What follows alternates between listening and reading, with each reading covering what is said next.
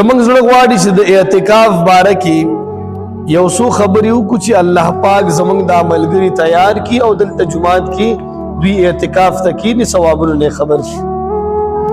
اعتکاف په لغت کې ویل کېږي الحبس، ځان قید کولو ته ویل کېږي.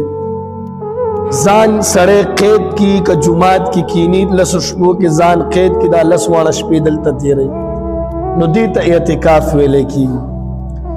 او په اصطلاح د علماو کې اعتکاف ویل کېږي د ثواب په نیت باندې الله پاک ته د نزدېکت دپاره یو سړی د رمضان المبارک آخري لس شپې باندې جماعت کې د اعتکاف په نیت باندې کینی دې ته اصطلاحي اعتکاف ویل کېږي.